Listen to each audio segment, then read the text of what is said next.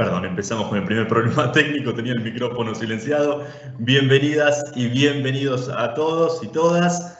Empezamos con este nuevo ciclo de charlas. Esta es la primera vez que hacemos un streaming para todos los afiliados del país que quieran conectarse, que quieran aprender, porque la idea de esto es aprender un poco más sobre salud. Vamos a ir hablando de diferentes temas de la salud a lo largo de estas charlas. Esta es la primera. Hoy nos toca hablar sobre el corazón, sobre cardiología. Tenemos el placer de tener a un doctor que, bueno, tiene muchísimo para contar, pero antes les voy a decir cómo es el mecanismo, cómo va a ser un poquito para que ya estén enterados. Vamos a charlar con el doctor Smith, ya ahora lo vamos a presentar, y la idea es que ustedes, mientras van escuchando, y si tienen alguna pregunta para hacer, puedan hacerla por el chat. Si buscan bien, van a ver que hay dos globitos con un signo de preguntas, dos globitos de consulta, en donde ahí pueden hacer la pregunta que quieran. Una vez que termina la charla, una vez que el doctor termina de exponer, vamos a dar un ratito para que podamos responder esas preguntas que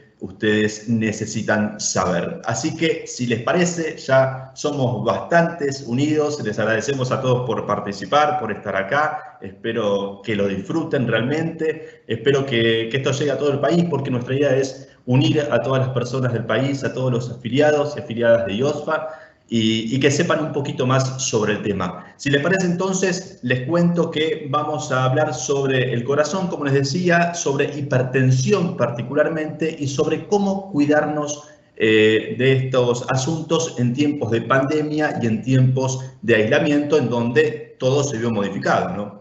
Así que presentamos al doctor Federico Smith. Él es médico, es egresado de la Facultad de Medicina de la Universidad Nacional de Córdoba, es cardiólogo por la Universidad de Buenos Aires y realizó su residencia en cardiología en el Hospital Fernández de la Ciudad de Buenos Aires. Actualmente y desde el 2005 se desempeña como cardiólogo en el Hospital Aeronáutico Central, y ahí forma parte del cuerpo, del equipo de docencia e investigación que se dedica a la formación de los residentes del hospital. Es un placer realmente tener una persona con tanto contenido, que sabe tanto sobre el corazón. Le damos la bienvenida, te saludamos, Fede, ¿cómo estás? Muy bien, muy bien. Gracias, Juan Manuel. Como ocurre con los conciertos y las bandas, le toca al cantante ser presentado por algún otro. Entonces yo te presento a vos, Juan Manuel Abraham, porque no dijiste tu nombre. Muy bien, muchas gracias. Juan Manuel, gracias. Gracias a la gente de prensa del instituto que ha hecho posible este espacio, que a mí me parece muy, muy importante en estas épocas. Bueno, si ustedes quieren, vamos directo al grano. Empezá por donde quieras, Fede. Si querés, te tiro una primera pregunta básica para arrancar, ¿qué es la hipertensión? Básicamente, ¿qué es? Ya. Hipertensión es una enfermedad crónica. Yo, si ustedes me lo permiten, les propongo, para llegar a ese punto y para comprender el fenómeno en relación a lo que nos está ocurriendo ahora, que es la pandemia, que es lo más complejo que nos ha ocurrido como sociedad global, digamos, en los últimos 100 años, yo les propongo hacer un recorrido un poco cronológico y otro poco conceptual que atraviese la problemática de la pandemia para desembocar en el problema de la hipertensión, pero no como un problema aislado, sino como un problema inserto en un problema más general y más grande. Entonces la idea mía era empezar por el comienzo. El comienzo de esto, para nosotros, acá en Argentina, es marzo, ¿no? Si mal no recuerdo, el 3 de marzo tuvimos el primer caso. El 20 de marzo se decreta por primera vez en Argentina el aislamiento social preventivo obligatorio, que yo le voy a llamar ASPO a eso, ASPO, que es sinónimo de cuarentena o sinónimo de aislamiento. A partir de ese momento, nosotros lo que hicimos fue intentar frenar la propagación del virus, que nace en China a finales de 2019 y se disemina muy rápidamente por todo el mundo, por todos los países, y llega a Argentina en marzo. esa medida, ASPO, cuarentena, fue muy exitosa al principio, sobre todo durante los 2 o 3 primeros meses que duró el aislamiento más estricto. Ustedes recuerdan, marzo, abril y mayo, estuvimos todos muy dentro de casa, la tasa de contagio fue muy baja durante esos primeros meses, o sea que la medida fue muy efectiva y empezó a perder fuerza en la medida en que se empezaron a abrir las actividades, que al principio eran solo las esenciales, después se amplió muchísimo, y coincide, es muy marcada la coincidencia entre circulación de personas y circulación del virus. Entonces, lo más importante para mí en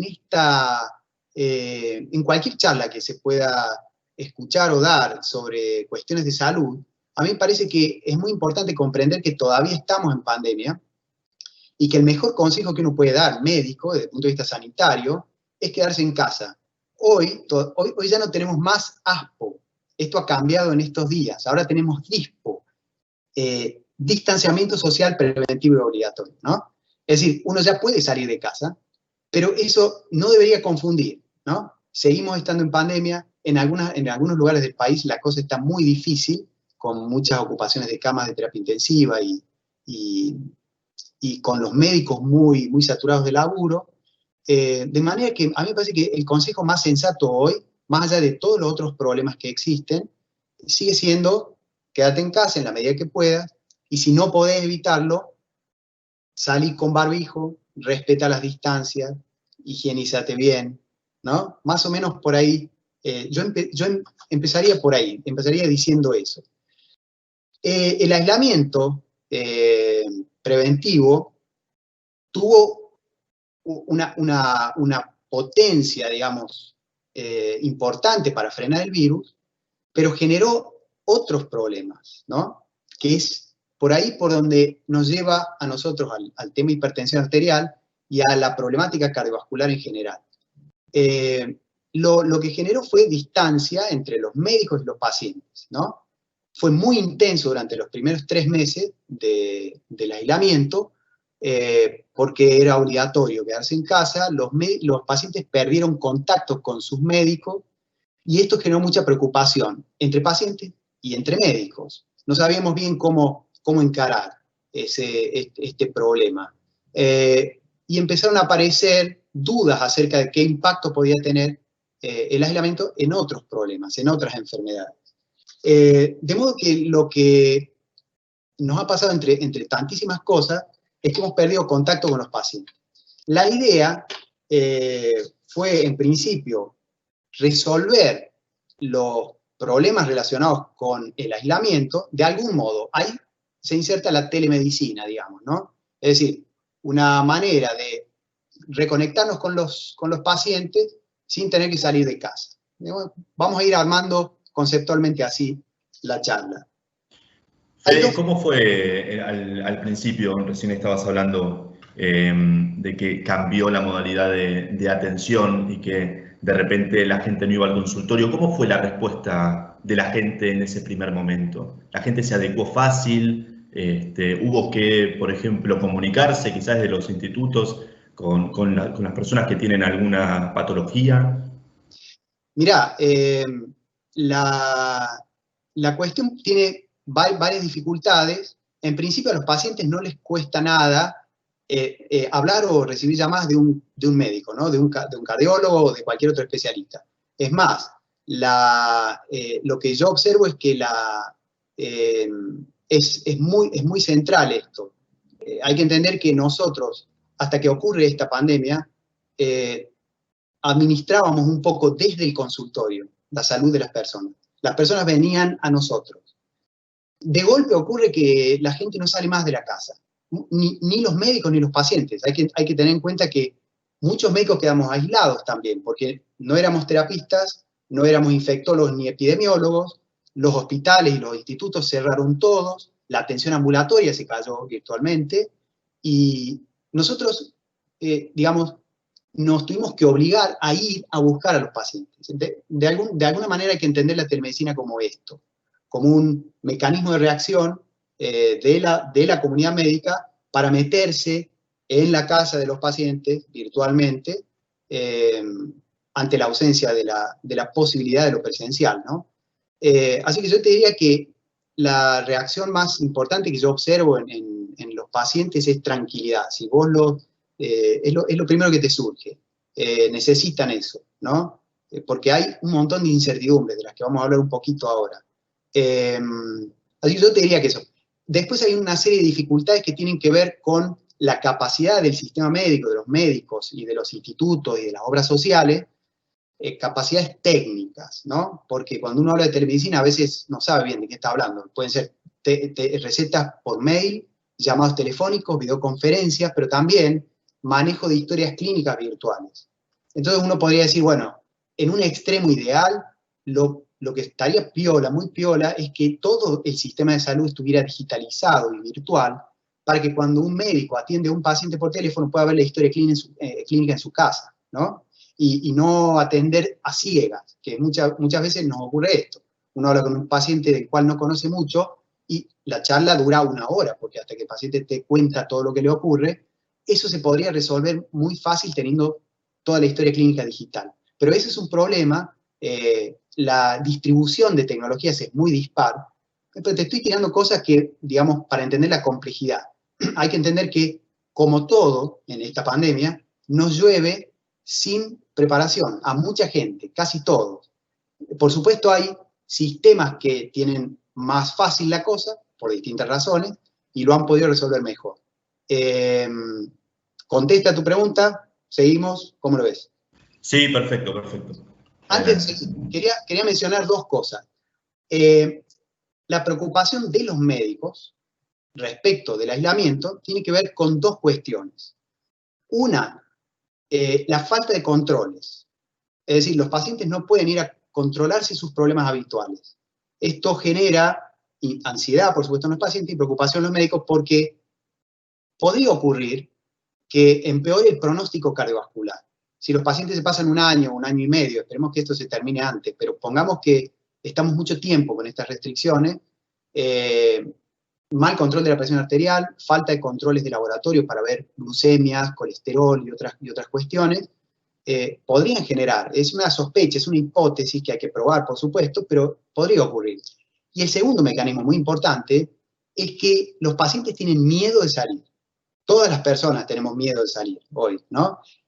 Y entonces se piensa que quizás, sobre todo en enfermedades cardiovasculares en las que el tiempo es clave, ¿no? El tiempo de consulta es clave, se sospecha que los pacientes, ante las dificultades del entorno, se demoren en consultar ante una molestia importante y lleguen tarde a la consulta. ¿Está bien? Serían estos 2 mecanismos que hay que tener en cuenta. Hay un tercer mecanismo que tiene que ver con el impacto general de la pandemia, que es el colapso sanitario. Es el temor de todo el mundo. Ha pasado en muchos lugares de Europa. A nosotros no. Por lo menos no masivamente. ¿Está bien? Esto es muy importante entenderlo. ¿Qué significa colapso sanitario? Colapso sanitario significa tener todas las camas de tu hospital, terapia intensiva y sala común de internación, ocupadas con pacientes COVID. Todas, 100%.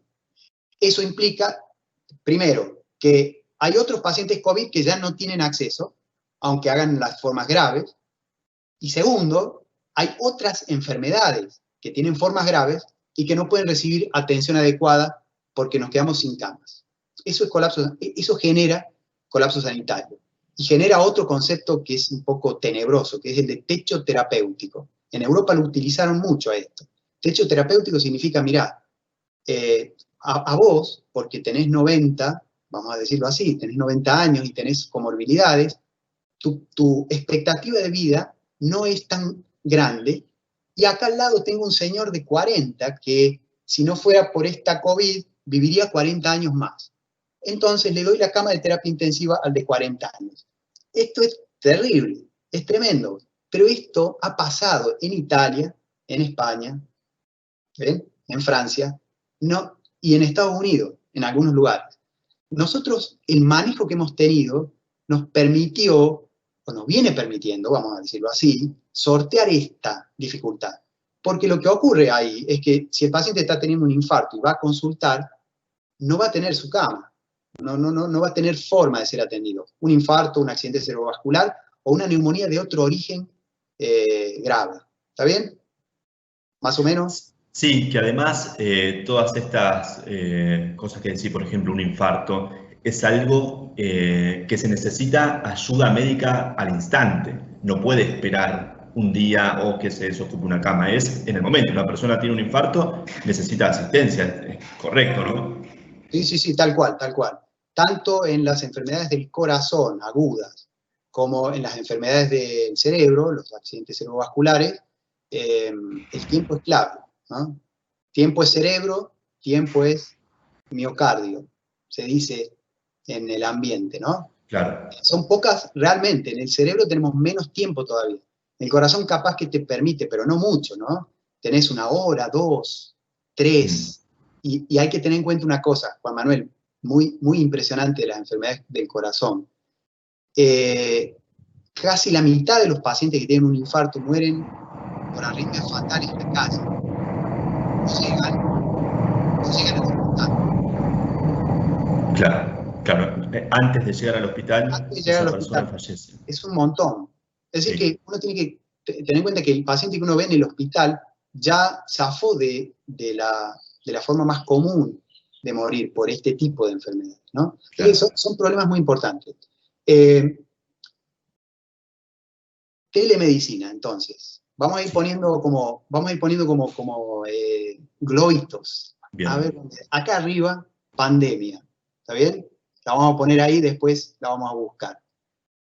Acá arriba vamos a poner aislamiento, o acá abajo, aislamiento social preventivo, ¿está bien? Que es un instrumento que hemos utilizado para pelear contra la pandemia. Pero al mismo tiempo, el aislamiento genera otros problemas, ¿no? Genera, por ejemplo, que algunas otras enfermedades, como las enfermedades cardiovasculares, empeoren su pronóstico. Esta es una hipótesis, pero es probable. Y no solamente las enfermedades cardiovasculares, ¿no? Todos los pacientes han dejado de controlarse habitualmente con sus médicos. Entonces, hay 3 cosas acá importantes. Pandemia, acá aislamiento social preventivo obligatorio, y acá arriba otras enfermedades distintas de la COVID. Estas 3 cosas interactúan entre sí de una manera súper compleja, súper compleja. Tan compleja que no sabemos mucho realmente, ¿no? ¿Cuál es el impacto real de cada cosa? Lo que sí sabemos es que lo que es masivamente impactante en la calidad de vida, en la cantidad de vida y en las condiciones de vida de las sociedades de todo el planeta hoy es la pandemia. Ese es nuestro gran problema, todavía no lo hemos resuelto y no sabemos bien cuánto nos va a llevar a resolverlo. Entonces yo quería hacer este esquema sobre el cual vamos a volver varias veces.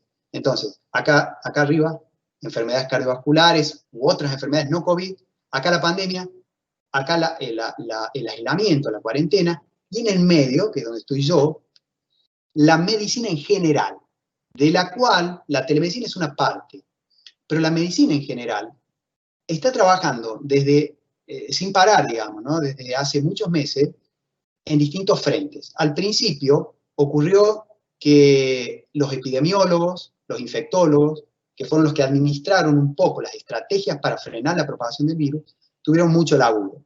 En una segunda etapa, que yo creo que todavía estamos acá y en Europa están volviendo a entrar en ella, ocuparon un rol central los terapistas, que yo creo que han llevado la peor parte en esta historia. Es muy difícil para todos los médicos, cualquier médico que haya hecho guardia en unidad coronaria o en terapia intensiva sabe que una mala guardia es una situación, no sé, yo creo que es lo más parecido a una batalla campal, ¿no? Y esto es lo que ha ocurrido en muchos lugares, incluso en Argentina. En el AMBA estuvimos muy cerca, no pisamos el colapso sanitario, pero estuvimos muy cerca. Y eso significa mucho laburo para los terapistas, ¿no? Entonces, telemedicina, al principio los epidemiólogos y los infectólogos, después los terapistas, todavía sigue siendo así.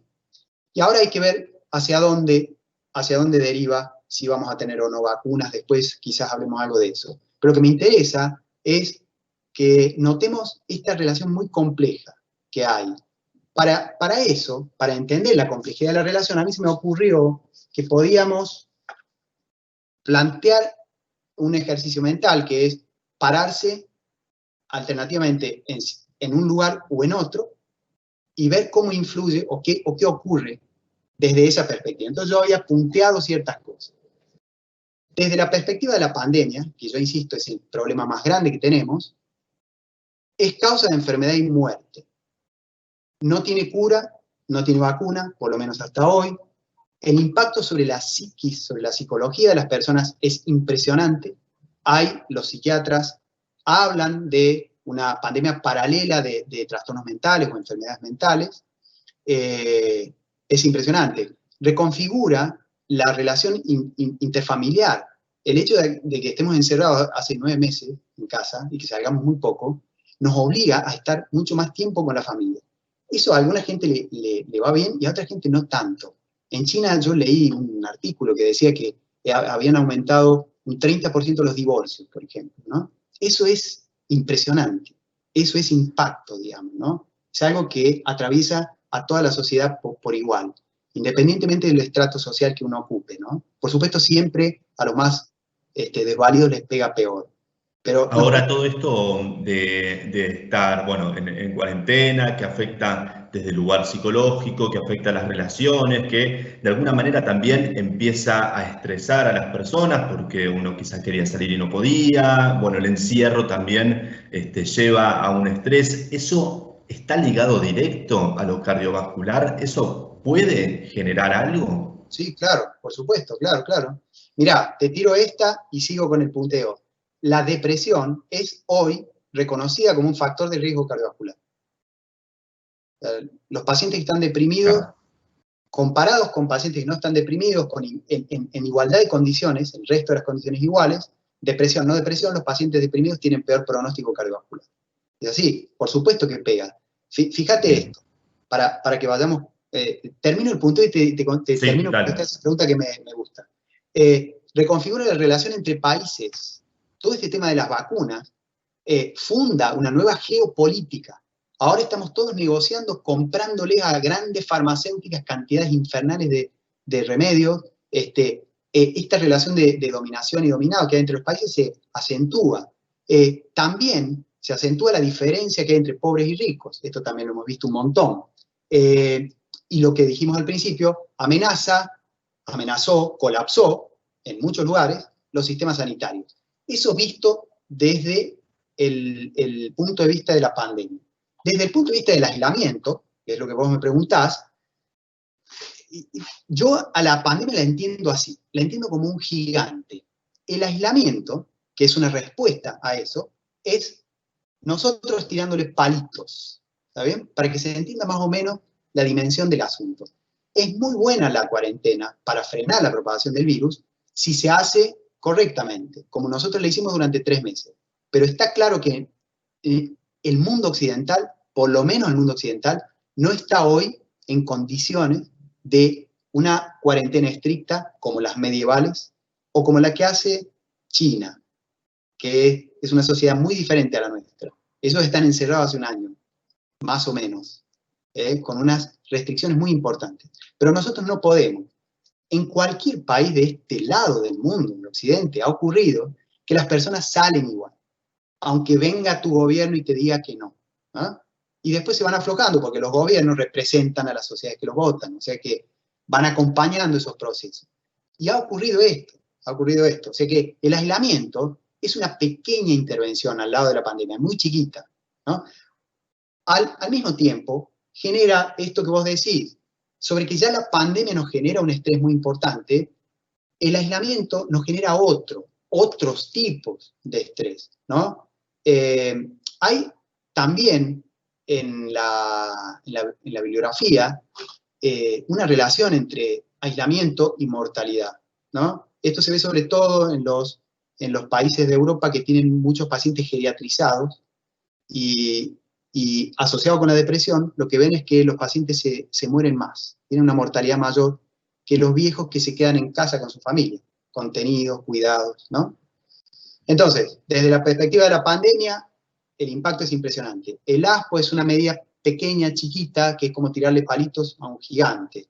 Y el encierro lo que nos genera es dificultades para atender las otras enfermedades, ¿no? Las enfermedades cardiovasculares, los problemas pulmonares, los problemas hepáticos, por la falta de contacto con los médicos. A mí me interesa cerrar esta primera parte, Juan, con una idea. Yo uso mucho mentalmente en el consultorio, pero yo creo que todos los médicos lo hacen, una balanza, la de los platillos, ¿no? Los médicos, en cada intervención, ponemos una cosa para sacar otra. Pongámoslo simple, en un platillo están las enfermedades que inclinan la balanza hacia un lugar, en el otro están las intervenciones que uno hace para que ese equilibrio se restituya, pero hay que entender esto, cada cosa que uno hace para restituir el equilibrio tiene una pequeña fracción que empeora, que son los famosos efectos colaterales. Entonces, de cada cosa que uno hace, tiene que sacar una porción y ponerla del otro lado, ¿no? Lo impresionante de esta idea de una balanza en la práctica médica es que no existe una balanza tal. No existe, no tenemos. Tenemos medios bastante toscos, si se quiere, para llegar a esas conclusiones. Pero el tema de la balanza viene por este lado. El aislamiento social es la respuesta, la reacción inmediata a la pandemia, ¿no? Pero nos genera otros problemas, ¿no? Como dijimos, el descontrol de ciertos factores de riesgo, el miedo a salir y el probable aumento de la mortalidad cardiovascular. Así vamos entrando de a poquito al tema, ¿no? Yo quiero, antes de pasar al final, quiero que volvamos sobre esta imagen. Acá vamos teniendo la pandemia, acá las otras enfermedades no COVID, acá abajo el aislamiento, y en el medio los médicos, tratando de distribuir cargas. Los médicos se han ocupado de diseñar estrategias, investigar vacunas, tratar a los pacientes graves, y los que no somos ni epidemiólogos, ni infectólogos, ni ninguna de las especialidades más relevantes al principio, hemos tenido que salir a practicar una forma de medicina alternativa, remota podríamos decirle, para llegar a los pacientes, ¿no? En este contexto complejo. Bueno, entonces, ¿qué nos devuelve? Vamos llegando. ¿Qué nos devuelve la experiencia a los que no somos terapistas, ni epidemiólogos, ni infectólogos? ¿Qué nos devuelve la experiencia de hablar tanto con los pacientes? Una experiencia que no teníamos, ¿no? Nosotros estábamos acostumbrados a atender 15 minutos a los pacientes en el consultorio, 10 pacientes en una mañana, pongamos por caso. Ahora, las charlas con los pacientes llevan una hora, ¿no? Por esto que yo te comentaba, no tenemos acceso a la historia clínica muchas veces, nos agarran en lugares en donde no tenemos forma de entrar si es que tuviéramos la historia virtual. Entonces, se ha reconfigurado también la relación entre los médicos y los pacientes.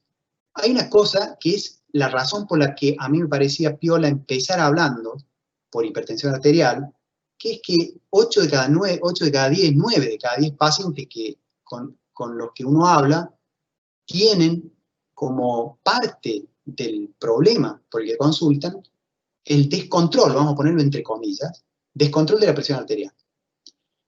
No es habitual que esto ocurra así, ni siquiera en un consultorio de especialistas. O sea, en la práctica habitual, un cardiólogo puede tener 5 o 6 de cada 10 pacientes hipertensos, quizás un poco más. Pero es notable que cerca del 90% de los pacientes que consultan hoy por teléfono, consultan porque creen que su presión está mal. Vamos a ponerlo así.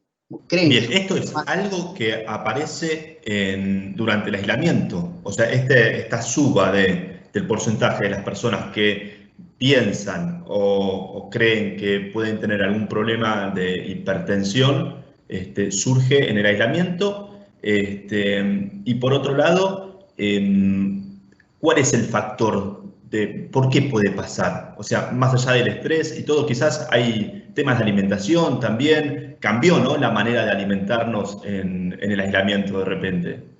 Sí, sí, muchísimo, muchísimo. Mirá, te menciono algunas cosas. El estrés propio que mencionamos al principio, estrés propio de la pandemia, ¿está bien? Hay muchísimas cosas ahí dando vueltas. Uno no está acostumbrado a vivir en la incertidumbre. No nos resulta cómodo eso. Y el momento actual es un momento de incertidumbre masiva, en muchos sentidos. Hay que pensar solamente en el hecho de el estrés que implica para todos nosotros abrir la puerta de casa para ir a comprar cualquier cosa. El barbijo, las pantallas, la distancia. Es impresionante esto, digamos, ¿no? Y también cómo se mete todo esto dentro de casa, cómo hablamos con nuestra familia, cómo consumimos, ya vamos a hablar un poquito de eso, cómo consumimos noticias, estamos muy pendientes de la cantidad de muertos, de la cantidad de infectados. El estrés es muy grande, es muy grande. Los psiquiatras, como te decía hace un rato, hablan de una pandemia paralela de trastornos mentales. Ellos creen que, o suponen que esto tiene que ver con trastornos de adaptación. Nosotros estamos habitualmente adaptados de distinto modo a distintas cosas. Los enfermos que tienen problemas mentales, depresión, ansiedad, manía, fobia, tienen un equilibrio habitual. Ven a su psiquiatra o a su psicólogo, están medicados de algún modo, están controlados, están adaptados, aún en un contexto de enfermedad, están equilibrados. La pandemia en general, no el encierro, la pandemia, vino a pegar primero ahí, ¿no? Como un golpe de desequilibrio. Y lo segundo fue el aislamiento, que eso terminó por desbarajustar, digamos, un poco todo, ¿no? Son fenómenos, como les llaman los psiquiatras, desadaptativos, ¿no? Fenómenos de desadaptación en relación a síntomas depresivos, síntomas de ansiedad, angustia y todo lo demás. Por supuesto que eso impacta directamente sobre la hipertensión arterial. Es muy común, es muy común. Cuando un paciente te cuenta que la presión se le fue para arriba,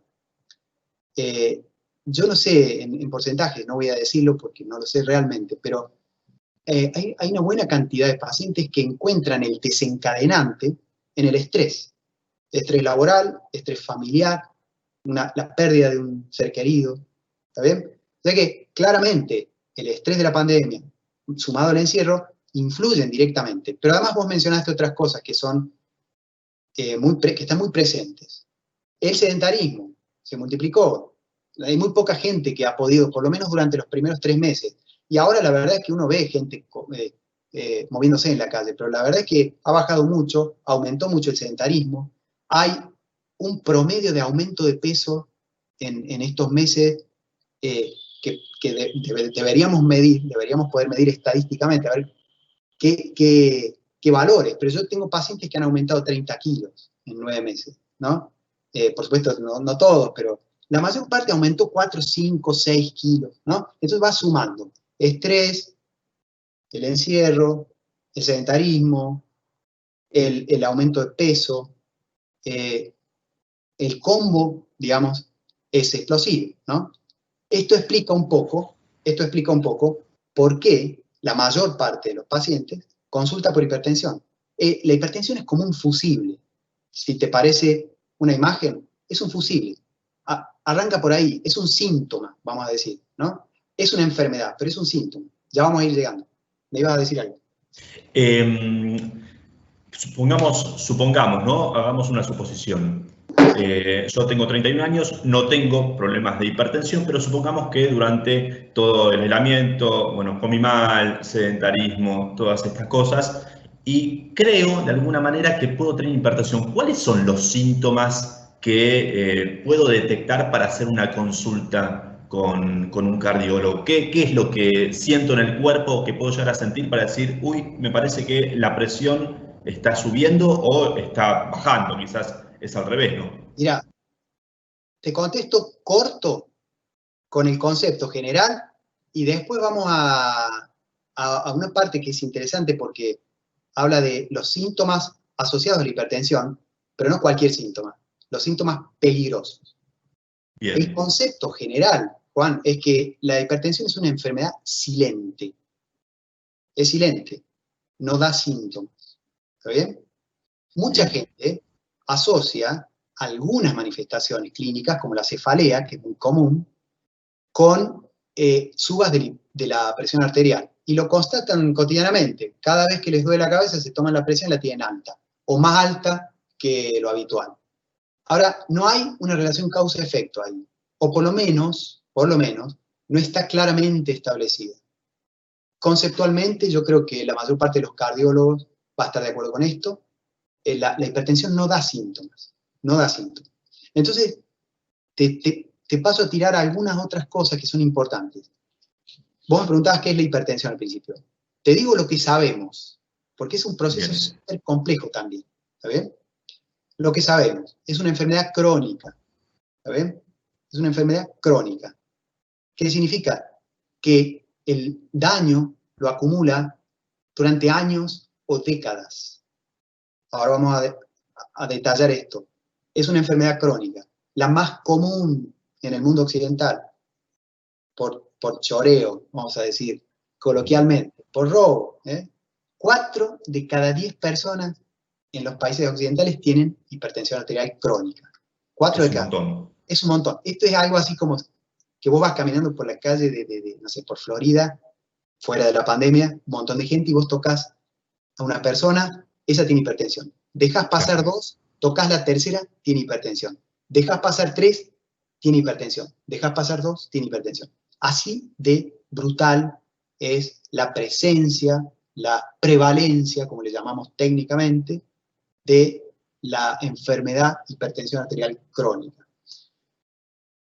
Puede generar daño en agudo. Vamos a hablar muy puntualmente de esto porque a mí lo que me interesa de esta charla son 2 cosas. Generar tranquilidad en el lugar en el que se puede generar tranquilidad y generar alarma donde hace falta. Pero no confundir las 2 cosas, porque el problema en este contexto pandémico es creer que las alarmas están encendidas cuando en realidad no está pasando nada. Entonces vamos a hablar un poco de qué síntomas deberían prestar atención, digamos. Claro, qué síntomas relacionados con hipertensión deberían encender alarmas. La hipertensión, sigo punteando cosas que son importantes y que son las cosas que sabemos sobre hipertensión arterial. Puede hacer daño por sí misma. La hipertensión es una enfermedad que daña lentamente los vasos sanguíneos. ¿Está bien? Va modulando las estructuras biológicas arteriales durante años o décadas, hasta que en algún momento produce algún daño en algún órgano. En algunos órganos produce el daño de manera directa. El riñón es un caso. En otros es un factor de riesgo, es decir, multiplica el riesgo de tener enfermedad en otro órgano, en cualquier órgano. La hipertensión es una enfermedad sistémica, pero tiene 2 o 3, 4 vamos a decir, órganos predilectos, donde ataca con predilección, ¿no? El cerebro, el corazón, el riñón y, podríamos decir, la retina, ¿no? Los ojos, que son lugares en donde a veces vamos a buscar daños de órgano blanco, como le llamamos nosotros. Vamos a quedarnos con esos 4. En realidad, la hipertensión hace daño por todos lados, pero clínicamente lo vemos mucho en estos 4 órganos. Entonces, puede hacer daño por sí misma y puede multiplicar el riesgo de tener enfermedades en ciertos órganos específicos. Como las enfermedades que multiplica están asociadas al aparato cardiovascular en general, cerebro o corazón o riñón, se lo conoce como factor de riesgo cardiovascular. ¿Está bien? Vamos por ahí.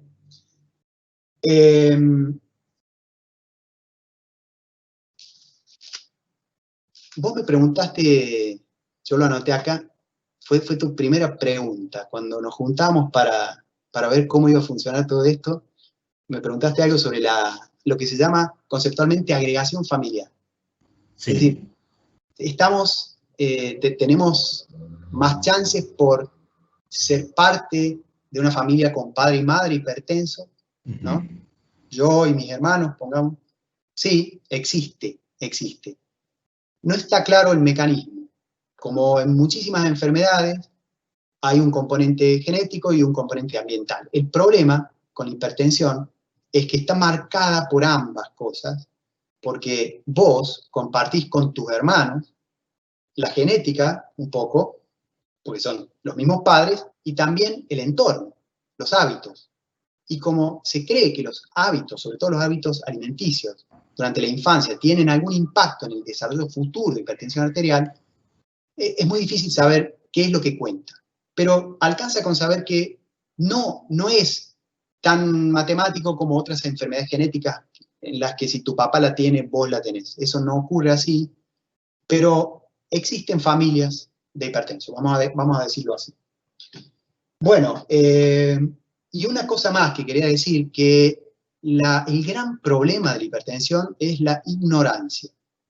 También pasa esto con un montón de otras cosas. Pero el no saber sobre el tema. Que para eso estamos acá, ¿no? Para aprender, justamente hoy. Fíjate que ignorancia ahí va por los dos lados. Uno, no tener idea de lo que significa todas estas cosas, digamos, ¿no? Y la segunda es ignorar la condición propia. 2/3 de los pacientes, aproximadamente, los pacientes hipertensos, ignoran su condición. Pasan décadas con los valores altos de presión arterial y están fuera del sistema médico porque no lo saben, ¿no? Entonces no tienen acceso a controles periódicos, medicamentos y lo demás. A veces nos llegan esos pacientes con el daño de órgano blanco encima, un infarto, un accidente cerebrovascular, y descubren recién ahí que tienen la presión alta. ¿Está bien? Entonces es muy importante esto, porque esto implica que todas las personas deberían controlarse la presión arterial, deberían controlarse la presión arterial periódicamente siempre, desde edades muy tempranas. ¿Está bien? En casa o en la farmacia o en cualquier lado. Eso es muy importante tenerlo en cuenta, porque es una enfermedad muy común, es una enfermedad silente, no hay otra forma de pescarla que yendo a buscarla. ¿Está bien?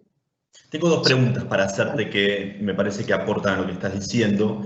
Una es, vos hablabas recién, decías que puede ser que por genética puedas tener algún problema de hipertensión, o sea, puede pasar. Entonces, la primera pregunta es si mis papás o un hermano, una hermana, un familiar sufre hipertensión. ¿Es conveniente, si yo no tengo otros síntomas u otras enfermedades, que de todas maneras, por las dudas, empiece a ir al cardiólogo, empiece a tomarme la presión, empiece a hacerme estudios? Y por otro lado, mencionabas que hay otras enfermedades que hacen que tengamos hipertensión o que la hipertensión pueda llegar a meterse en otras enfermedades. Y se me ocurrió, por ejemplo, que hay muchas personas que quizás tienen problemas de visión. Vos hablabas de la retina, que quizás no ven bien. Puede ser que, por ejemplo, si de un momento para el otro empiezo a ver borroso, por ejemplo, ¿no? Te pregunto justamente desde la ignorancia, que eso sea un síntoma de hipertensión y quizás no un problema ocular. Mirá, ahora vamos a hablar de los síntomas puntuales. En general yo te diría, un síntoma tan específico como visión borrosa podría tener relación, pero en un contexto de síntomas neurológicos difusos. Ahora vamos a hablar sobre eso. En principio, si vos me lo tirás así, aislado, visión borrosa solamente, yo no lo asociaría directamente, en principio, como primera hipótesis clínica, al problema de la hipertensión arterial.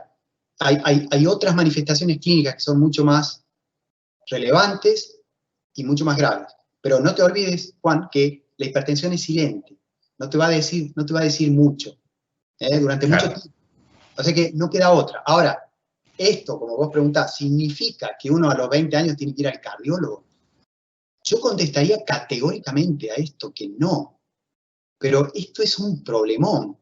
Vos estás metiendo un dedo en una llaga que es una disputa incluso al interior del sistema médico, el médico científico, y es hasta dónde los médicos nos metemos en la vida de las personas mientras están sanas, ¿no? Porque las enfermedades no son la única causa de problemas para la gente, para las personas. La medicina misma puede ser un problema. Pero este es un problema tan grande, Juan, que ya se me ocurre que podríamos dar una charla entera sobre eso. Yo lo tiro. Me parece una Bien, buena idea. bien. Esta es una Está idea. bueno. ¿A dónde? ¿Hasta dónde vamos los médicos? ¿Hasta dónde tenemos que ir? ¿Cuánto tenemos que meternos? ¿Cuánto hay que intervenir para evitar que las personas se enfermen? Para detectar rápidamente sus enfermedades y evitar secuelas, para evitar que se vuelvan a enfermar, pero también para evitar que el propio acto médico termine dañándolo. Son 4 instancias. Ese es un tema. Si querés lo ponemos en pausa y lo armamos para otra charla. Me parece que es un tema muy interesante. Eso más o menos responde a tu pregunta sobre si los controles de rutina tienen que ser universales para todo el mundo desde los 15 años. Yo la verdad es que dudo mucho que sea así. Mi visión de la medicina es distinta, pero yo te puedo asegurar que me siento con 10 cardiólogos y lo más probable es que todos piensen algo diferente sobre eso, porque tampoco hay una evidencia científica muy fuerte que a nosotros nos obligue a meternos en el cuerpo de las personas para prevenir enfermedades que no están. ¿Está bien? Enfermedades que no Bien. están todavía. Es decir, vos estás sano. Vos vas al médico y el médico te dice, usted está sano. Y te vas a tu casa. Y después te enfermas. ¿Se entiende? O sea, las enfermedades son Sí. accidentes. Son completamente inaccesibles a la predicción. Esto es un tema muy importante, que si querés lo hablamos después, pero es muy importante entenderlo. Las enfermedades caen como accidentes, así como nos cayó la pandemia, vamos a decir. Nos cae Bien. así, sin que podamos anticiparnos, ¿no? Lo que los médicos tenemos a la mano son estrategias de disminución de los riesgos. Es decir, yo te ofrezco un montón de cosas que te van a bajar el riesgo de sufrir tales o cuales. Y además, esto sería prevención primaria. Estás sano. Sí. Pero además, tengo una serie de métodos que detectan los problemas muy precozmente. Esto es clásico en cáncer de mama, cáncer de cuello de útero, cáncer de próstata, hasta por ahí nomás, cáncer de colon, ¿no? Son 4 enfermedades, 4 tipos de cáncer que tienen algún tipo de acceso a la prevención o a la detección precoz. Esto Y va con ahora, en la hipertensión, ¿cuáles son los factores de riesgo? ¿Cómo una persona tiene factores de riesgo? Mira, te lo contesto así. No se sabe exactamente, Juan, cuál es el origen. No se sabe, ¿no? No, o sea, hay un montón de teorías sobre esto, ¿no? Pero no se sabe por qué casi la mitad de la población en algún momento de la vida tiene unos valores altos de presión arterial. No lo tenemos muy claro. Tenemos un montón de teorías muy precisas, muy específicas, micromoleculares. Se cree que los hábitos, sobre todo los hábitos alimenticios, pero también otros hábitos como la actividad física, el peso, la forma de comer, ¿no? Todo eso tiene que ver. Es probable que haya como una especie de cadena muy lenta que se va generando desde la infancia y que llegado un punto se pierde este equilibrio. ¿Te acuerdas que hablábamos sobre adaptaciones? Si vos tenés 20 y comiste mal toda tu vida, nunca hiciste actividad física y tenés 40 kilos de más, es probable que tu presión esté normal, pero estás generando condiciones para que a los 40 la presión suba, a los 50 suba la glucemia, a los 55 sube el colesterol y a los 70 tengas un infarto. Más o menos, vamos a decirlo esquemáticamente así. Y en principio, no hay mucho de dónde agarrarse. Lo único sensato, Juan, es control, pero control domiciliario, no hace falta ir al cardiólogo. Claro, Tenés que controlarte la presión, no puedes pasarte 10 años sin ir a una farmacia a ver cómo está tu presión. claro. O sea, yo mismo puedo controlar, yo mismo puedo enterarme si tengo algún problema. Y ahora, supongamos que tengo presión, no tuve nunca, sí, tengo presión, no siempre, ¿no? Pero supongamos que un día tengo Allá, presión alta, por primera vez, voy al cardiólogo, ¿necesariamente me van a medicar o quizás antes de medicarme hay otros pasos a seguir? mirá, otro tema que da para otra charla. No, hay protocolos, ¿está bien? Hay protocolos para saber cuándo un paciente necesita medicación. Son protocolos más o menos complejos. No era mi idea hablar de eso hoy,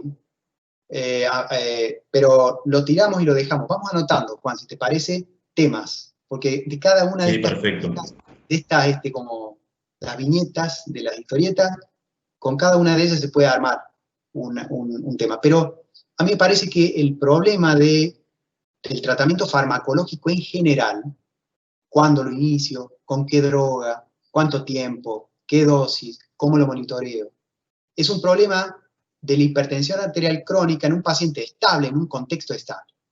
Pero ahora a mí me interesa hablar de la hipertensión que ha ocurrido, el descontrol, en este contexto puntual. Por eso, si querés, lo planteamos para dar otra charla. Y ahora seguimos con esto. No voy a esquivar tu pregunta, pero Bien. vamos con esto. Entonces, volvemos al punto central. La hipertensión es, como dijimos, una enfermedad crónica. Voy a decir esto despacito para que se entienda, porque a mí lo que más me interesa es esto que estoy por decir ahora. Digamos que todo lo demás lo dije para decir esto. La hipertensión arterial es una enfermedad crónica. Eso implica que el daño que provoca es acumulativo durante años o décadas. Esto implica que la gran mayoría de los pacientes que tienen valores altos de presión no van a desarrollar un problema agudo en el momento. No van a estar amenazados por esos valores altos de presión. Yo creo que se entienda este concepto, porque esto es lo que está ocurriendo hoy. Yo estoy seguro de que las 56 personas que están escuchando, a muchas les ha pasado que la presión se les subió. Y muchas se han preguntado si tienen que ir a la guardia, si tienen que llamar a la ambulancia, y qué pasa si se mete un médico que tuvo COVID, ¿no? Entonces es muy importante entender esto. Si a vos te pasa que tenés un valor medianamente alto de presión, 16, 160, vamos a decir, 180, 200, 220, la mayor parte de las veces eso no amenaza tu vida en el momento. Entonces les propongo una imagen, otra imagen, un círculo blanco, ¿no? Yo meto el dedo en la témpera roja y le pongo un punto en el medio al círculo blanco. Ese punto en el medio representa el 1% de los pacientes que en algún momento tienen un pico de presión. Ese 1% es el grupo de pacientes que está en peligro. Ahora vamos a hablar de ellos, para no equivocarnos en la toma de decisiones, ¿no? No tener la presión muy alta y quedarse en casa tranquilo como si no estuviera pasando nada. Pero hay que entender que el resto, el 99% de los casos, no hace falta moverse de casa. Esto es central, sobre todo en este contexto. Esto es lo más importante para mí de toda esta charla. Si a vos te pasa que tenés 160, 180 o 200 incluso de presión, no hace falta que salgas de tu casa. Confía. Claro. Ahora vamos a ir a algunas cositas más. Pero... ¿Te parece que después de que comentes esto, empecemos a leer algunas preguntas de la gente? Porque estoy viendo que hay varias preguntas que se empiezan a relacionar a lo que estamos hablando y que quizás pueden, se puede contestar desde ese lugar también, que está bueno. Dale. Bien, adelante.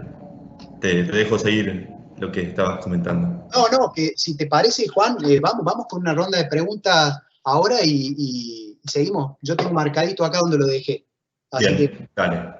dale. Bueno, la primera pregunta que nos hicieron es ¿cómo se puede manejar en una persona de 90 años su hipertensión arterial crónica y su hiponatremia? Perdón, que es un concepto que por ahora no salió en la charla, pero vamos a ver si se puede explicar brevemente, y que dice muchas veces sintomática. Bueno, es un tema complejo ese, porque en principio a los 90 años el control de la presión arterial no debe ser tan estricto. Esta es una primera cuestión. Nosotros no sé si vos sabés, Juan, o las personas que están escuchando, pero los valores normales de presión arterial han ido cambiando con el tiempo, Antes era 140-90, después fue 135-85, van bajando. El concepto general es que mientras más bajo es mejor, pero después de los 70 años, el aparato cardiovascular, los vasos sanguíneos, han sufrido modificaciones muy importantes, de modo que para esos pacientes, tener 140-90 o 150-90 no es lo mismo que tener eso a los 40, ¿no? Somos más complacientes con los pacientes más grandes porque el tratamiento antihipertensivo puede generar efectos colaterales muy importantes, hipotensión, por ejemplo, y que una persona de 90 años tenga un bajón de la presión y se caiga al piso y se quiebre un hueso no es un problemón mucho más grande que tener la presión en 150-90, ¿no? Esta es la cuestión de la balanza, ¿no? De cómo, por un lado hacemos una cosa, pero por otro podemos perjudicar. Esto que te cuento es algo que hemos descubierto hace unos 10 años, o un poco más. Después de cierta edad hay que ser más amoroso con el tratamiento. No hay que tener a los pacientes forzadamente en 12-8. No tiene sentido eso. Pero ¿por qué te cuento esto? Porque la hiponatremia puede ser efecto colateral de algunos remedios que se utilizan para la hipertensión arterial. Los diuréticos, por caso, ¿no? Entonces, hay que tener en cuenta eso. Un paciente de 90 años, hipertenso, lo primero que yo le preguntaría es qué medicación está tomando y cómo. ¿Está bien? Porque si toma diuréticos, hay un problema. Los diuréticos son medicamentos que intercambian sodio y potasio a nivel del riñón. Y pueden generar desajustes a ese nivel. Entonces, lo primero que yo haría es eso, preguntarle qué está tomando, cómo lo está tomando y las dosis. Y luego, ahora, a título personal te pregunto ahí, ¿la medicación puede ir variando, puede ir cambiando a lo largo de mi vida teniendo hipertensión crónica? Sí, totalmente, sí. Sí, claro. Bien. Sí. De hecho, nosotros tenemos como guías para la utilización de ciertas drogas en ciertos contextos clínicos.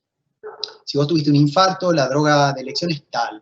Si vos tenés diabetes, la droga de elección para la hipertensión es esta otra. Si tenés hipotiroidismo, la droga de elección es esta. Si tenés hipertiroidismo, la mejor droga será esta, ¿no?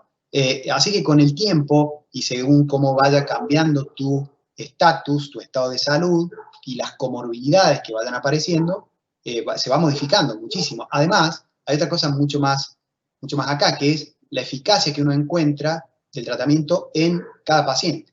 Puede ser muy diferente. Y a veces con un remedio funciona y con el otro no. ¿Está bien? Bien, tengo más preguntas que hace la gente. Dicen, tomo medicación para la hipertensión y me dijeron que tengo que tomarla de por vida, que ya habíamos hablado un poquito, pero para reforzar. ¿Es así? ¿La tengo que tomar toda? Si empecé a tomar una medicación, ¿la tomo toda la vida o en algún momento me pueden decir, ya está, hasta acá tomaste, ahora, no sé, come sano, no uses sal, no uses determinadas cosas? No es así. No es así. Lo que sí te puedo decir es que a los médicos en general, a los cardiólogos en particular, nos ocurre que muchas veces tenemos temor de retirar los tratamientos, ¿no? A veces estamos convencidos de que ese paciente ya no lo necesita por el motivo que fuera, o porque su presión bajó espontáneamente, o por el tratamiento dietético, o porque el paciente hace mucha actividad física y entre sus hábitos genera un mejor control, pero nos da un poco de resquemor, nos genera un poco de temor suspenderle los medicamentos. Yo, honestamente, Juan, te digo, yo trabajo así. El objetivo de la hipertensión arterial es sostener valores normales durante la mayor parte del día, durante la mayor parte de los días. ¿Está bien? Si vos conseguís eso, si vos lo conseguís con dieta, actividad física, bajando un poco de peso si te sobra, ya está, el medicamento no hace falta estrictamente. Estrictamente no hace falta.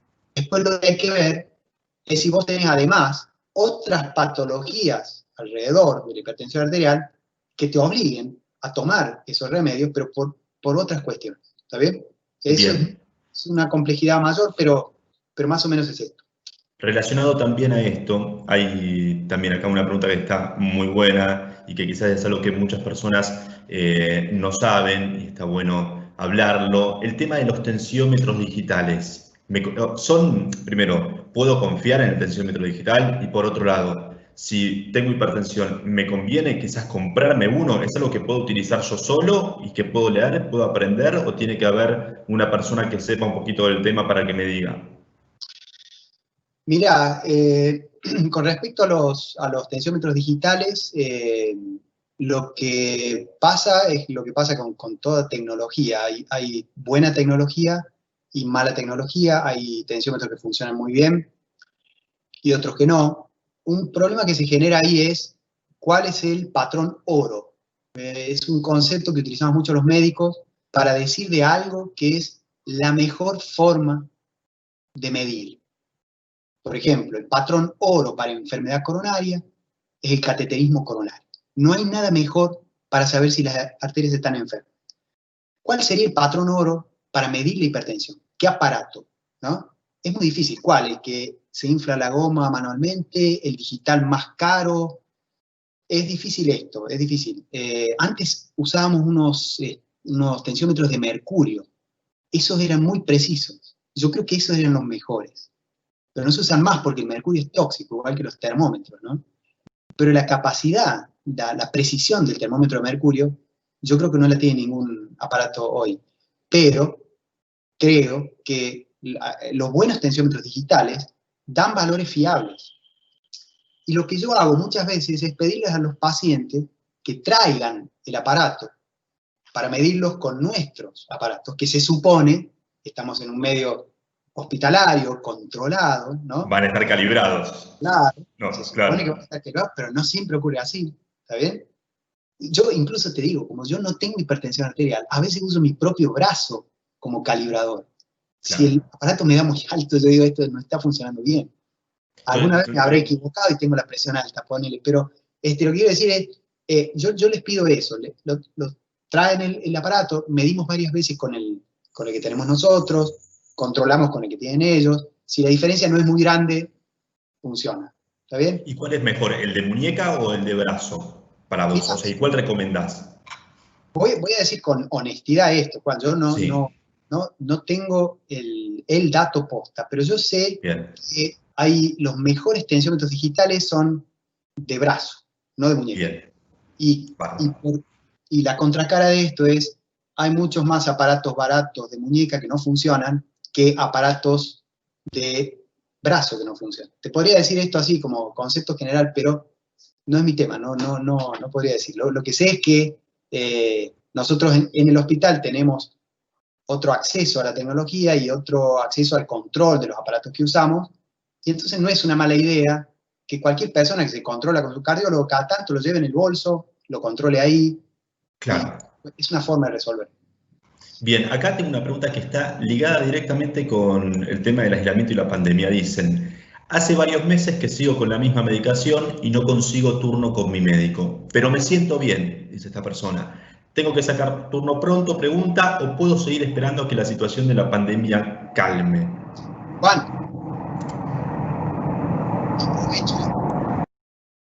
aprovecho, aprovecho para conectar con la última partecita de la charla Dale. que va con eso que vos me estás preguntando.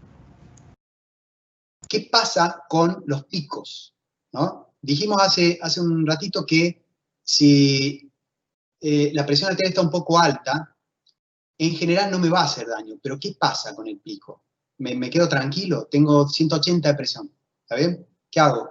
¿No? Bueno, la hipertensión puede hacer daño en agudo, lo dijimos hace un ratito. Entonces ahora lo que vamos a hacer es nombrar situaciones de peligro, ante las cuales yo sí o sí tengo que consultar. No puedo quedarme tranqui en mi casa. ¿Está bien? ¿Cuáles son esas situaciones? Hay algunos síntomas y algunos valores de presión arterial. Vamos a ir primero por los síntomas. Cuando un pico de presión arterial, no le vamos a poner un número por ahora, pero cuando un pico, cuando un valor elevado de presión arterial se acompaña de falta de aire de manera de aparición súbita, dolor en el pecho que haga sugerir estos dolores coronarios, anginosos, que a nosotros les tenemos mucho miedo, o algún tipo de síntoma o signo neurológico, como confusión mental o pérdida de la funcionalidad de una parte del cuerpo, que es lo que habitualmente ocurre cuando uno tiene un accidente cerebrovascular, la alarma tiene que encenderse. Vamos a repetir entonces. Disnea, falta de aire, de aparición súbita, algo que uno no tiene habitualmente. Uno se toma la presión, tiene 200 y está que no puede respirar. Alarma. Tengo 200 de presión y tengo el pecho raro, nunca me pasó, me aprieta como una pata de elefante. ¿Esto para personas que no tuvieron o que tienen, o ambas? No importa. No importa, perfecto, para cualquier persona. Acordate, Juan, que 2/3 ignoran que tiene la presión alta. Claro, perfecto. A mucha gente le va a pasar que no sabe que tiene la presión alta, pero se detectó 200 y le falta el aire, ¿no? Bien. Alarma, entonces. Falta de aire, dolor en el pecho, confusión mental. Hay una forma muy rara de enfermedad cerebral asociada a valores muy altos de presión, que es la encefalopatía hipertensiva. Por suerte es una cosa sumamente rara, pero ocurre. Confusión mental es desorientación temporoespacial, ¿no? Dificultades para comunicarse, y algunas otras cosas. Puede ser cefalea, náusea, pero confusión mental. Si uno tiene 200 o 220 de presión y tu familiar se da cuenta que vos no estás conectando bien con el medio, eso también es una alarma. La cuarta es la que conocemos todos, el foco neurológico. Se me durmió la mitad del cuerpo, ¿no? Esto es un signo que debe alertarnos también. En estas 4 situaciones, los picos de presión arterial no nos permiten trabajar tranquilos en casa. No podemos hacer nada. Tenemos que levantar el teléfono de algún médico, llamar a la ambulancia o consultar. ¿Está bien? Esta sería como una medida de seguridad. Ahora, como yo te había dicho al principio, 1% del total de pacientes que tienen presión alta tiene alguna de estas manifestaciones y termina en el hospital. ¿Está bien? Bueno, los valores de presión. Arbitrariamente. Sí, y ahí también algo que está bueno quizás, que por lo menos a mí me confunde un montón. Viste, está la presión, la máxima y la mínima. Siempre se habla de 2 valores. ¿Cuál es el que preocupa? ¿Preocupan los dos o la mínima o la máxima? Los dos, ambos. Bien. Hay, en principio, categóricamente, de manera gruesa, 3 tipos de hipertensión. Hipertensión sistólica aislada, que es solamente la elevación de la presión de arriba, la máxima, la sistólica. Hipertensión diastólica aislada, pacientes que tienen la presión sistólica normal y que se les sube la presión diastólica, y pacientes con hipertensión mixta, que tienen los 2 tipos, ¿no? Se les suben los 2 al mismo tiempo. Cualquiera de esas 3 formas se puede presentar en un paciente y, digamos, el diagnóstico es el mismo. El riesgo cardiovascular a largo plazo es el mismo. Probablemente sea peor tener las 2 presiones altas que tener una de las 2. Pero en general y conceptualmente, el peligro a largo plazo ocurre con la hipertensión en general. No importa si es la máxima, la mínima o las 2. ¿Está bien? Bien, perfecto. ¿Y cuáles son los valores que asustan? Dijimos que hay 4 síntomas, ¿no? Ante cualquier valor, si está con estos síntomas, prendemos la alarma. Después hay un valor que nosotros consideramos arbitrariamente como punto límite, porque no es lo mismo tener 200 que tener 240, aunque no tengas ningún síntoma. Entonces vamos a establecer ese punto. 240 de presión sistólica es un valor muy alto. Te interrumpo ahí un segundo, porque vos decís 200, 240. Yo, por ejemplo, siempre escuché, no sé, 20 de máxima, 10 de mínima. ¿Cuál es la relación con esos valores? 240 es 24. Sácale un 0. Bien, perfecto. ¿No? Siempre es perfecto. Claro, coloquialmente con los pacientes hablamos de sin el 0, pero técnicamente son 240 milímetros de mercurio. Bien. Los médicos hablamos en esos términos. Con los pacientes por ahí decís 24, 120, 12, 12, 8 es 120, 80. Eso. Muy bien. Entonces, el valor preocupante, aunque no tengas ningún síntoma, es 240, la presión máxima. Y la mínima, vamos a poner arbitrariamente el límite en 120 de presión sistólica. Si vos tenés alguna de esas dos, o las dos por encima del límite, tenés que consultar. No significa estrictamente que te va a pasar algo, sí o sí. La mayor parte de las veces no te va a ocurrir. Pero es un punto que tenemos que poner, es un punto de seguridad. Es un mecanismo de seguridad. No podemos confiar en que va a estar todo bien y que después nos pase algo. Lo que sí es probable es que mientras más alto el valor de presión, más riesgo. ¿Está bien? Entonces, por eso ponemos un límite arbitrario, pero un límite al fin. Entonces, 4 síntomas: falta de aire, dolor en el pecho, el dolor opresivo, el dolor que nosotros llamamos anginoso, confusión mental, foco neurológico, es decir, una parte del cuerpo que no me funciona, no responde, o un valor muy alto, aún en ausencia de síntomas. Acá nos preguntan también si el dolor de piernas, por ejemplo, es síntoma. Juan, mirá, incluso en este punto, si la presión es causa del síntoma, es dudoso, como habíamos dicho al principio. Esto es más complejo de explicar, digamos, ¿no? Pero en estas 4 situaciones que yo te cuento, en algunas parece más directa la relación. Por ejemplo, en la encefalopatía hipertensiva. Pero en las otras, que la hipertensión sea la causa, podría ser en el caso extremo de hipertensión y falta de aire, el edema agudo de pulmón. Pero después hay un montón de cofactores que hacen difícil establecer una relación causa-efecto. ¿Te imaginas que si en estas 4, que son clásicamente las que asociamos con cuadros graves asociados a hipertensión arterial, no sabemos bien? Incluso en el caso del ACV la relación es inversa. Es el daño neurológico primario el que provoca el aumento de la presión arterial. Entonces, fíjate esto, los pacientes temen al ACV, le temen al accidente cerebrovascular. Cuando tienen un pico de presión van al médico porque creen que les va a dar un ACV, pero eso no funciona así. Uno tiene un ACV y el cerebro tiene un mecanismo de autorregulación, manda señales para que la presión suba, porque necesita restablecer un equilibrio perdido. ¿Está bien? Entonces, el mecanismo es al revés. Pero, ¿qué pasa? A mí me interesa no tanto la relación causa-efecto, que por supuesto en el caso de las piernas no es clara, como en el resto, pero me interesa que la asociación entre el síntoma y el valor alto es sinónimo de alarma. ¿Está bien? Es sinónimo de alarma. Pero esto significa también que si no tenés ni 240 de presión sistólica o 120 de presión diastólica y tampoco tenés estos 4 síntomas, te podés quedar en tu casa. Ahora vamos a puntear algunos consejos, uno por uno, para ver qué tendríamos que hacer en ese caso, si me aparece un valor alto de presión. ¿Seguimos, Juan? ¿Querés otra pregunta? Sí, adelante. Entonces, pautas, conductas, ¿qué hacemos? Estoy en casa, estamos en pandemia, no quiero salir, no quiero ir al médico. ¿Qué hago? Bueno, lo primero es preguntarse si tengo estas 4 cosas o si la presión está más alta que 240 de presión sistólica o 120 la presión diastólica. Si la respuesta es no, si yo no tengo nada de eso, el segundo consejo es dejar de temer. Dejar de temer. En el 99% de los casos no te va a pasar nada.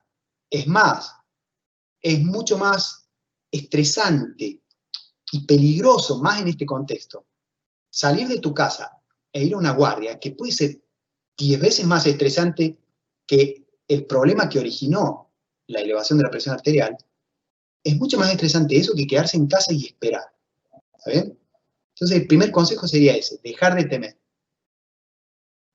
Tercero, siempre hay una razón por la cual la presión arterial se eleva en un paciente no hipertenso o en un paciente hipertenso controlado. Siempre hay un desencadenante. Un buen interrogatorio dirigido nos devela, digamos, la razón. En pandemia tenemos un montón de desencadenantes. La dieta, el aumento de peso, el sedentarismo, el estrés. ¿El cigarrillo? El cigarrillo no tiene una relación directa con hipertensión. Pero te lo digo así y lo miro de vuelta, si querés, en la bibliografía. Pero son factores de riesgo cardiovascular. Los dos actúan en una vía final común, que es el daño aterosclerótico, es decir, el tapón arterial, que finalmente ocluye completamente una arteria y genera un infarto agudo de miocardio o un accidente cerebrovascular. Pero no hay una relación causa-efecto entre ellas, hipertensión o tabaco. ¿Está bien? Lo que sí te puedo decir es que la nicotina tiene un efecto estimulante. ¿Está bien? Pero por ese lado, es muy probable que no ayude. O sea, la nicotina no es causa de la hipertensión arterial, pero seguro que ayudar no ayuda. Además, siempre el mensaje es no fumar, siempre. No, claro, sí, tal cual. No te va a ir bien independientemente de si tenés hipertensión o no. ¿Está bien? Entonces, siempre hay una causa de elevación de la presión arterial. Dolores. Es muy común esto, Juan. Yo te decía al principio que 90% de los pacientes te llaman porque tienen la presión alta, pero tienen además los dolores habituales que tienen en las caderas, en las rodillas, en los hombros, en la cabeza. La cefalea es una enfermedad, es un problema súper común en las ciudades grandes, pero mucho más común que la hipertensión. 80% de las personas tienen cefaleas en una ciudad como esta, como la ciudad de Buenos Aires, que es donde vivo yo. Es muy común, entonces son dos problemas muy comunes. 40% de prevalencia a uno, 80% de prevalencia al otro, se solapan muchísimo, ¿no? No hay relación causa-efecto, pero los pacientes te llaman y dicen que se les fue la presión para arriba, que les duele mucho el cuerpo, que están estresados, que les ha aumentado un poquito el peso, que no están haciendo actividad física, están comiendo peor. Yo creo que se puede conformar ahí un síndrome que yo bautizo como ASPO, síndrome del ASPO. No existe esto en la bibliografía, no existe, pero a mí me parece que hay en el aislamiento pandémico un hilo conductor de todas estas cosas, que genera lo que nosotros llamamos en medicina síndrome. Síndrome es un conjunto de cosas que cuando las miras juntas, que están producidas por un mismo factor. ¿Está bien? Más o menos esa es la idea. Cuarta cosa importante. Hay una cosa que es muy impresionante en estos 9 meses, y es el consumo de novedades. Es impresionante esto, a todos nos pasa. Pero las personas que están mucho tiempo, sobre todo las personas grandes que ya no trabajan, están jubiladas, pasan mucho tiempo en su casa, están todo el día viendo tele. Yo creo que, yo aconsejo sistemáticamente dejar de hacer eso. Eso no contribuye en absoluto. Hay que entender que una cosa es informarse para protegerse y otra cosa es consumir medios masivos de comunicación. No tiene nada que ver una cosa con la otra, para mí. Yo creo que hay otras formas. Esta es una. Tendremos que hacer mucho más esto los médicos, ¿no? Para transmitir información fiable, útil, ¿no? Pero si vos prendés la tele, vas a escuchar gente de toda la haya. Gente que tiene buena fe, gente que no tiene buena fe, gente que está interesada en que su medio produzca plata y te está tirando cosas. Es imposible para una persona de a pie, como nosotros, digerir todo eso y sacar como resultado información útil. Es imposible. Así que yo lo que les estoy recomendando a los pacientes es que apaguen el televisor directamente, que se informen de otro modo, que hablen con un médico, con un amigo, qué sé yo, no en la tele. Pero además la tele genera un plus de ansiedad impresionante. Es más, te lo dicen así. A mí lo que me angustia es esto que está pasando porque en la tele dice esto y esto. Entonces, un consejo es apagar el televisor. Pero además, reconectarse con otras cosas que a las personas les pueden hacer bien. La familia, más videoconferencias con los nietos que a veces no están cerca, ¿no? Actividad física, aunque tengas 40 metros cuadrados en tu casa, abdominales, cualquier cosa, una bicicleta fija. Desenchufarse del televisor y enchufarse con cosas que te conectan con tu propio cuerpo, digamos, ¿no? Este sería un consejo. La dieta, este tema es muy complejo, Juan. Pasa con la medicina que a medida que se ultra especializa, los médicos perdemos contacto con ciertas cuestiones. Los cardiólogos en general manejamos muy bien ciertas cosas. Vos, por ejemplo, tendrías que que ver la cantidad de especialidades dentro de la cardiología. La cardiología no es una cosa monolítica, hay 5 o 6 especialidades ahí adentro, y a su vez dentro de cada una de ellas hay gente que trabaja solo en este tipo de enfermedad. Entonces lo que nos cuesta muchísimo conectarnos con otros temas, por ejemplo la dieta. ¿Qué es recomendarles comer a los pacientes? Pero voy a hacerla fácil, que es decir lo que sabemos todos, que es en relación a la hipertensión arterial, la clave está en el consumo de sal, consumo de sodio. Las gaseosas, las latas del supermercado, ¿ven? Los paquetes del kiosco, las galletitas, son productos industriales que tienen cantidades enormes de sodio. Una buena dieta para un hipertenso debería prescindir de todo eso. Gaseosas, enlatados del supermercado. Si vos tenés que hacer una salsa de tomate, yo a los pacientes les digo así, comprar los tomates, sacarle la piel y hacer, ¿no? Algo así. ¿La idea es sodio cero? No, no es sodio cero, pero porque eso es imposible. Todos los alimentos tienen sodio. El agua tiene sodio. Hay aguas que se venden con bajo contenido de sodio, porque el agua tiene, o sea, vos en una dieta equilibrada, te digo más o menos así, si dejas de comprar sal en el supermercado, tu salud no se va a resentir en lo más mínimo y en todo caso va a mejorar. Si algo te va a producir eso, es una mejoría. La sal no es un buen alimento, no es un alimento, es un condimento, pero podríamos dejar de usarlo y la única salvedad que hay que hacer acá es que nosotros en este país, en el norte, tenemos un tipo de enfermedad relacionada con la carencia de yodo que han resuelto pegándole al sodio el yodo. Son sales yodadas. Entonces, el alimento salado en los chicos y en las madres embarazadas y en esa zona tiene un impacto en la salud. Pero fuera de eso, la sal per se no es un buen alimento, no es un alimento. Bien, y esas sales que quizás son light o que dicen bajas en sodios o dicen directamente sin sodio, o la sal del Himalaya, viste que hay varios otros productos que dicen que, bueno, te va a sanar la comida, pero que no hacen bien. ¿Eso es real? ¿Se puede confiar en esas sales? Sí, claro, vas a consumir menos sodio, seguro. Claro. Vas a consumir. Ahora, si le pones el doble de sal para que le dé el mismo gusto, no. Eso también depende mucho de la conducta de cada uno. O sea, vos tenés que entender que tenés que consumir menos sal. Vos eso más o menos lo puedes manejar. Otro consejo que yo doy mucho es cocinar sin sal, ¿no? Muchas veces ponemos a la olla, al asado, lo que fuera, cantidades industriales hasta que le sentís el sabor. Y después ponés la sal en la mesa, ¿no? Por las dudas.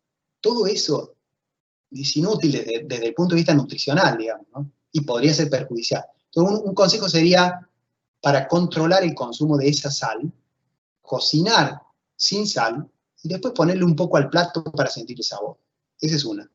Pero eso es una restricción importante al sodio, ¿no?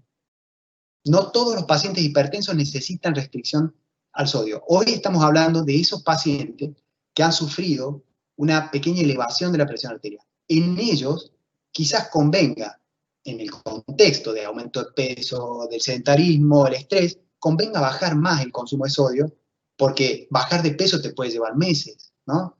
Entonces, hay que ir jugando con estas variables. Bien, Bueno, ¿qué más debo hacer entonces para cuidar la presión? controles de presión. No hace falta controlarse 5 veces por día ni 10, porque esto genera también una ansiedad. Tengo un montón de pacientes que están todo el día detrás del tensiómetro. Eso te devuelve un problema, no te devuelve salud. Lo único que te devuelve es una preocupación porque tu presión sigue alta. Entonces la idea es espaciar un poco los controles, cada 2 o 3 días, ¿no? Estamos hablando de, en ausencia de estas 4 condiciones y de valores muy altos de presión. Estamos hablando de todo lo demás.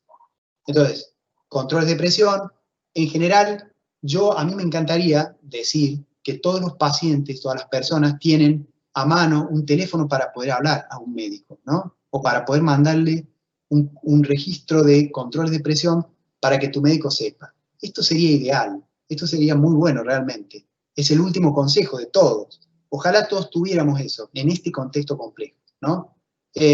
Así que si tenés a quién mandarle eso, te haces un registro, unos días, 10 o 15, se lo mandas y vas negociando con tu cardiólogo en un contexto más calmo, digamos, de más tranquilidad, que es tu casa, ¿no? No tenés que poner el cuerpo a ver si te contagias el coronavirus. Bien, y mira, te hago una última pregunta que acá nos enviaron y si querés para ir cerrando, porque ya vamos casi 1 hora y media, la verdad es que hay tanta información para hablar del tema que el tiempo es siempre corto, pero bueno, ya en una segunda charla vamos a seguir hablando de temas de cardiología, pero hay una medicación muy famosa que es el Lotrial. Esto se sigue usando. ¿Sigue siendo efectivo hoy en día? ¿Qué nos podés contar de la medicación? Mirá, el Lotrial es una marca. El nombre de la droga es Enalapril. Es una de las drogas más viejas que tenemos a mano, que sigue usándose habitualmente para el manejo de la hipertensión arterial. Hay una cosa que ocurre con el paso del tiempo, es muy importante esto en medicina, en investigación sobre todo, que es que va generando una especie de nobleza, ¿no? A medida que pasan las décadas, porque el enalapril tiene décadas de uso, los médicos vamos sintiendo una seguridad particular en el uso, porque hemos acumulado información durante mucho tiempo. El tiempo también funciona como un desafío para las nuevas drogas, para las nuevas tecnologías. Es decir, tienen que demostrar a cada paso prácticamente que siguen siendo buenas, a pesar de que han aparecido un montón de otras. Entonces, cuando ocurre que una droga está 30 o 40 años en el mercado, vamos a decirle, ¿no? Para tratar varias cosas, porque el enalapril se usa para varias cosas. Puede estar seguro que no se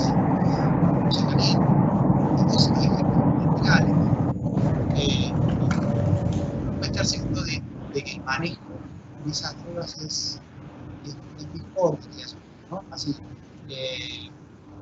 eso es lo que te puedo decir de enalapril. Se utiliza, por supuesto, se utiliza muchísimo, muchísimo hoy. Se utiliza mucho en pacientes que tienen hipertensión asociada a diabetes, por ejemplo. ¿Te acuerdas que yo te decía?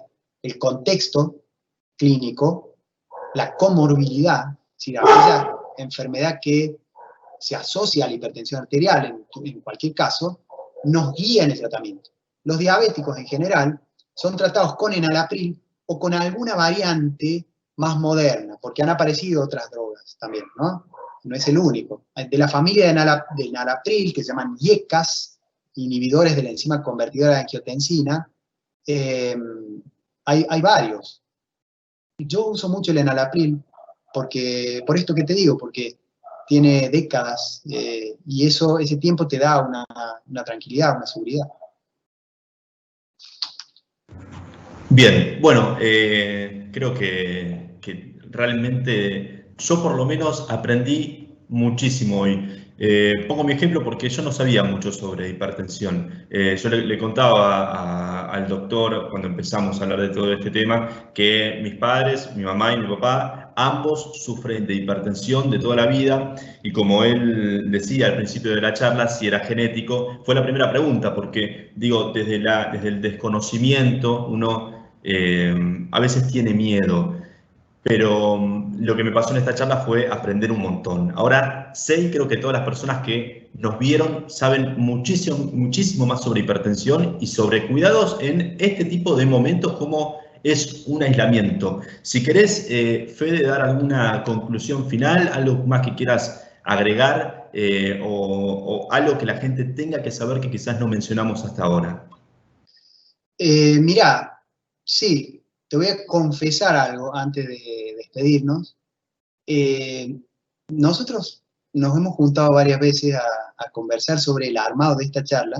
Mi trabajo era ¿no? Generar el contenido. Pero te confieso que me pasó esto todo el tiempo. La mayor parte de los consejos que yo di hoy, hay un gran porcentaje de la población que no lo puede cumplir. Yo voy a dejar sembrada esta inquietud y lo hago simplemente porque es una cosa que me ocurrió haciéndolo. Lo leía una y otra vez, lo repasaba mentalmente y pensaba esto: ¿cómo hace una persona que vive en la Villa 31, que me está escuchando, pongamos por caso, me está escuchando y dice, ¿a quién voy a hablar yo? Si normalmente no puedo ir a ningún lado, ¿no? Yo quiero decir esto: hay un problema médico-sanitario general, que es este: las poblaciones vulnerables en el mundo, no acá en Argentina solamente, en el mundo, tienen una expectativa de vida 10 años promedio menor que el resto, ¿no? Y este es un problema de salud. Y a veces yo me pregunto por qué los médicos y el sistema sanitario y el sistema científico no está pendiente de eso, porque eso es prolongar la vida también, ¿no? Todos sabemos lo que ocurre ahí. Hay problemas sociales que trascienden la ciencia médica y trascienden cualquier especialidad, cualquier trabajo médico concreto. Pero a mí me interesa decir esto al final porque me pasó haciéndolo. Yo sé, cuando uno construye un discurso, está pendiente de quién está escuchándolo. Yo sé que las personas que están escuchando son afiliados de la obra social, y que es probable que no tengan este problema de falta de acceso a los sistemas de salud. Pero quiero compartir, digamos, con todos los que están escuchando esto, esta inquietud mientras estaba escribiendo esto. Porque además, en pandemia, hemos visto muchísimo eso, este aumento de la brecha entre personas que tienen mucho y personas que tienen poco, lo hemos visto bastante. Así que quería dejar, por lo menos plantear esta cuestión y decir, más desde un plano ético individual, que a mí me ocurre eso, cuando pienso.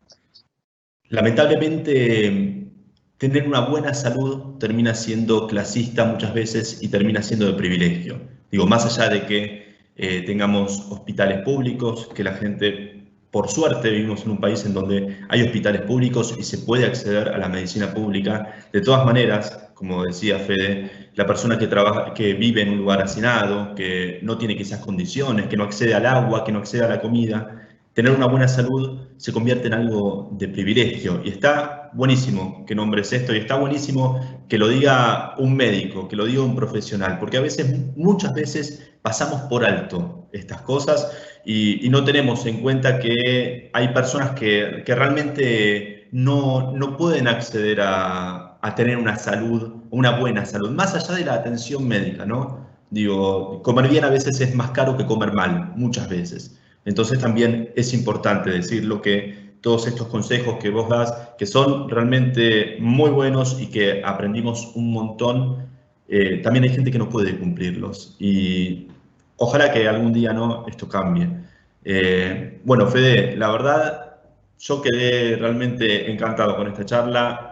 Fue un placer realmente escucharte, escuchar todo lo que tenés para decir y ver que hay personas que saben, que quieren transmitir al otro, que no se quedan con el conocimiento, que lo regalan. Y eso está buenísimo. Hoy regalaste conocimiento a un montón de gente y estamos súper agradecidos por eso, y estamos súper agradecidos con todas las personas que estuvieron en la charla. Bueno, gracias por estar. Espero que se unan a las próximas. Esperamos que hayan aprendido, que era lo principal de esta charla. Excelente. Gracias, Juan Manuel. Gracias a todos y a todas. Y nos vemos en la próxima. Bien, les mandamos un abrazo a todos y a todas. Ya vamos a dar novedades sobre la próxima charla. Vamos a seguir hablando seguramente con Fede en otras oportunidades. Vamos también a hablar de otros temas de medicina con otros profesionales. Esto recién empieza, es un nuevo formato. Hoy realmente hicimos una especie de piloto para ver cómo funcionaba. Siento que funcionó muy bien, siento que aprendimos, siento que está buenísimo, y más adelante vamos a seguir con estas charlas. Les mandamos un abrazo enorme y muchísimas gracias por estar acá hoy con nosotros.